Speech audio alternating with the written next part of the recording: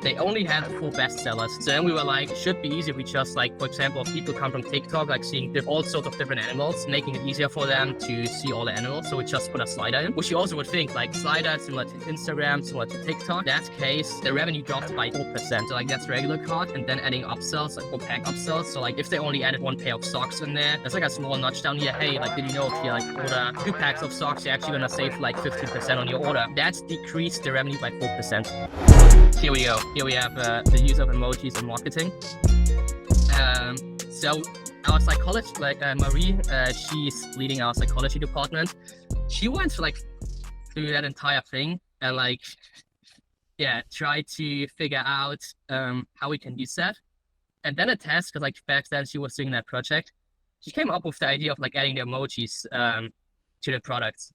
I love that. And that test. So let me see. I need to find it really quick. That looks so cool, honestly. Oh yeah, that test. I can give you the relative number.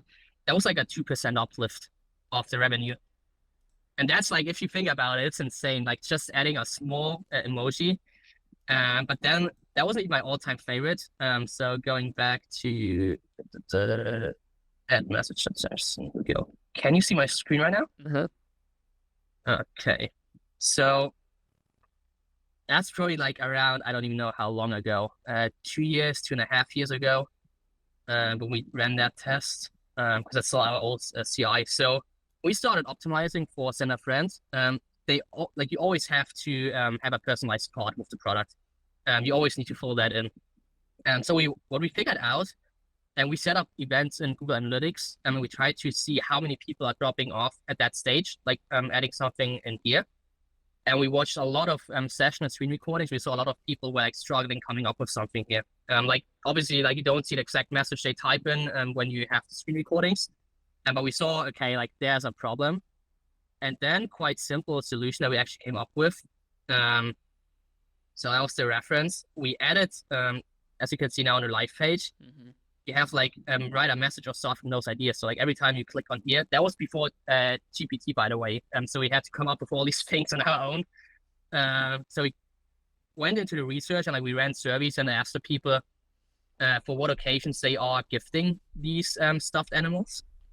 And then we figured out, okay, we based on that data, these are the 4 that we should run. And that test, I just have to stop the screen share right for a sec to give you the data. Smart. Yeah, that was 3.32% in revenue uplift.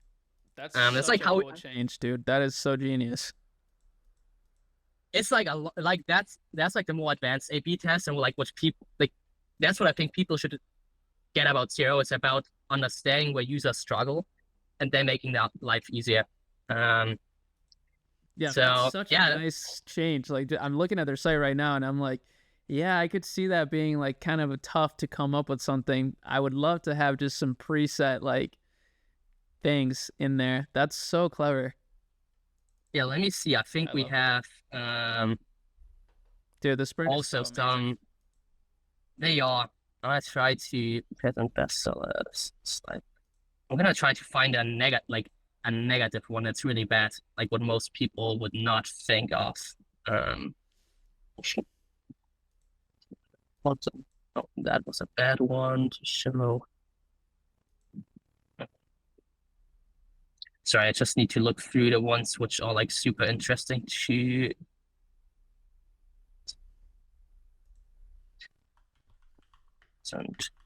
Yeah, that maybe.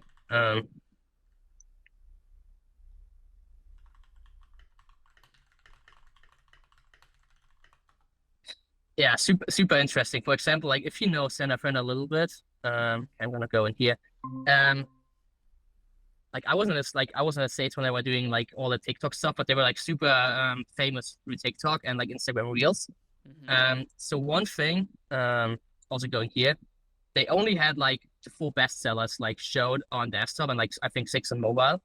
So then we were okay, well it should be easy if we just for example, people come from TikTok seeing all sorts of different animals, making it easier for them to see all the animals. So we just put a slider in, which you also would think slider similar to Instagram, similar to TikTok. And in that case, so I need to stop. The revenue dropped by 4%. Really? Yeah, that's like the interesting thing. Like, so once you get to a level where you're a big brand and like you're probably doing like 8, 9, 10 million a year, like 4%, like if you just would implement that without testing, you effectively would lose like $400,000 a year. I can picture so many people I know, because I do this, that just make changes like emotionally, like, oh, actually I don't like how this looks, I don't do let me change this and that. So that puts it into such good perspective of like, hold on, maybe you should be a little more methodical about that and not so impulsive. Yeah, let me see. I like the ones that I love. You're gonna love that one. Maybe first of all, what's your take on upsells in the cart? I mean, I would have thought that they help average order value, and depending on what it is, like maybe it's good, but I have a feeling you're going to tell me that's not the case. Yeah. Let me see. What is it? I'm trying to find the presentation. So for Snark, I only have the data that's like raw data and not visual. We added upsells in the cart. But we should wait. I should have. We did so many upsell tests. It cannot be that. Oh, that is the wrong. Oh, I see that. Yeah, we did so many things. It's like borderline insane. So okay, I'm gonna share my screen. I found one of them. So for Snox, we tested this right here. Real quick, if you appreciate these clips and interviews that I put forward for you, then please make sure you use our Shopify link in the description to start your own Shopify business with an exclusive deal. And also make sure you check out akemulab.com for additional resources, free tools, guides, and just a lot of interesting stuff that will help your journey, even some software deals that are exclusive to akemulab.com. So make sure you do that and continue watching the video. So like that's regular cart, and then adding upsells, like for pack upsells. So like if they only added one pair of socks in there, there's like a small notch down here. Hey, like, did you know if you like order 2 packs of socks, you're actually gonna save like 15% on your order. You should do that if you really need socks. That's decreased the revenue by 4%. Great. And that's like nicely integrated versus like all the pop-up apps you have. So that's like also maybe a good like reminder for people. Quite often upsells are bad, and maybe also one thing, never trust the upsell statistics from an upsell app. That's like the worst. That's the worst thing you can do, because like you never really like ever look at your entire shop.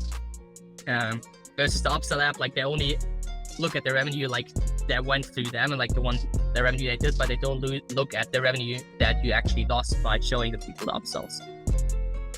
Wow, that's so interesting, man. I wouldn't, again, in that case, that sounds like a no-brainer. It sounds like a good thing to add.